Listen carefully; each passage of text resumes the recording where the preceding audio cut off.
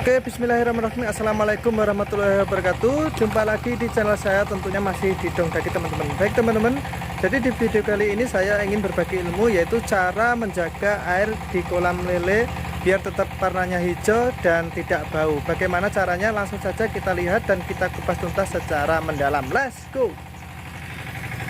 Oke teman-teman, jadi ini pagi hari rutinitas di tempat budidaya kita. Ini mengasih pakan ikan lele, ikan gurame, dan ikan nila. Dan langsung saja kita bahas bagaimana warna air di kolam, warnanya tetap hijau dan kelihatan bagus dipandang. Bagaimana perawatannya? Langsung saja kita ulas, kita bahas bersama-sama.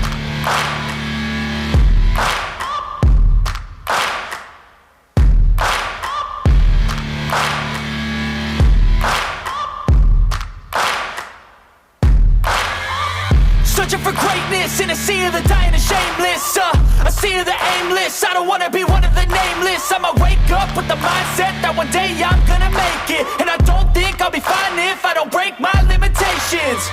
Don't try to stop me, I exist to write my own story. I'll make a decision if I want some peace or if I want the glory. Yeah, don't want a life that is complacent or possibly boring. I just want a life that is worth every day exploring. My whole life I just wanted someone who would notice me. My whole life I just wanted to be somebody to be. Yeah, I just wanna be great. Yeah, I just wanna be great. Yeah, I just wanna be great. Oke, langsung saja teman-teman. Jadi air di kolam, khususnya budidaya ikan lele, itu adalah hukumnya wajib yang harus kita pahami dulu teman-teman. Ketika air di kolam itu sehat, bersih, dan tidak bau, itu pasti ikan lele yang tumbuh di kolam tersebut juga akan sehat tentunya. Seperti kita teman-teman, ketika kita hidup di lingkungannya sehat, secara otomatis kita juga akan sehat dan tidak terkena penyakit. Tip yang pertama agar air di kolam itu tetap warnanya hijau dan tidak bau teman-teman, yang pertama adalah jadwal pakan. Penjadwalan pakan itu sangat penting teman-teman. Jangan pernah lakukan mengasih pakan pada ikan lele kita itu pada malam hari. Karena apa? Karena pada malam hari itu oksigennya itu kurang teman-teman. Jadi ketika kita mengasih makan ikan lele itu, maka amoniak yang dihasilkan oleh ikan lele tersebut akan meningkat, dan besoknya teman-teman pasti air tersebut pH-nya atau airnya akan mudah rusak atau keruh teman-teman. Nah, untuk di tempat budidaya kita teman-teman, kita lakukan itu satu hari 2 kali, yaitu jam 7 pagi sampai setengah 8 itu baru kita mulai. Kita lihat, kita nanti sampai terbitnya matahari dan kolam-kolam di tempat kita tersinari oleh matahari, agar suhu di kolam agar stabil dulu, baru nanti kita kasih makan ikan lele tersebut. Nah, kalau sore hari itu kita lakukan jam 4 sore. Setelah terbenamnya matahari, jam 4 sore langsung kita kasih makan ikan-ikan lele tersebut. Jadi kalau di tempat budidaya kita, untuk penjadwalan makan kita lakukan 2 hari dalam 1 hari, yaitu pagi dan sore. Selanjutnya teman-teman, faktor yang kedua yaitu kepadatan tebar benih ikan lele teman-teman. Itu sangat penting juga teman-teman. Itu sangat mempengaruhi kaitan dengan warna air yang ada di kolam budidaya kita. 1 meternya, 1 meter perseginya kita tebar dengan 200 ekor ikan lele. Ketika kita menjalankan tebar dengan standar per meternya 200, maka air di dalam kolam budidaya kita akan terjaga warnanya, kehijauannya, kesehatannya, dan tentunya juga tidak bau. Faktor yang ketiga yang harus kita lakukan agar warna air di tempat budidaya kita tetap hijau dan tidak bau, yaitu faktor porsi pemberian pakan terhadap ikan lele yang kita budidayakan. Nah, ini sangat penting teman-teman. Karena apa? Karena ketika kita keasikan memakan ikan lele kita, itu kita lupa dengan porsi yang kita berikan kepada ikan lele. Kadang-kadang itu kebanyakan teman-teman. Akhirnya apa?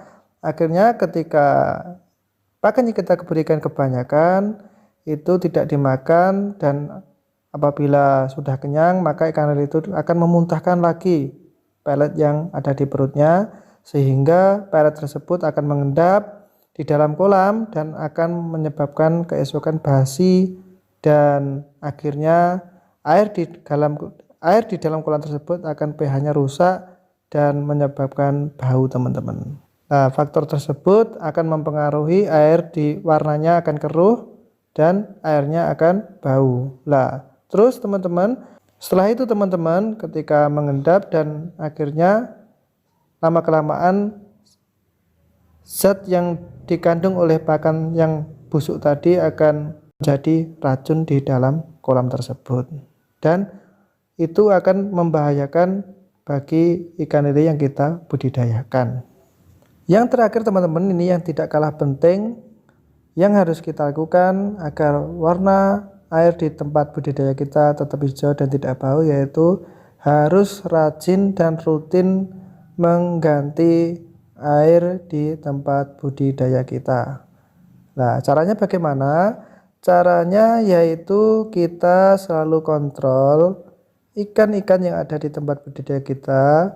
Ketika pagi hari kita kasih makan, kita lihat ikannya ketika dikasih makan itu nafsu atau tidak. Yang pertama itu. Yang kedua, sebelum kita kasih makan, kita amati ikannya ada yang menggantung atau tidak. Karena apa? Karena ketika kedua faktor tersebut itu terjadi, maka air di kolam kita itu memang harus sudah layaknya diganti atau diservis dengan air yang baru. Nah, caranya bagaimana? Caranya kalau di tempat kita buang 40% sampai 50% air yang lama atau yang kotor, air yang di dalam kolam tersebut.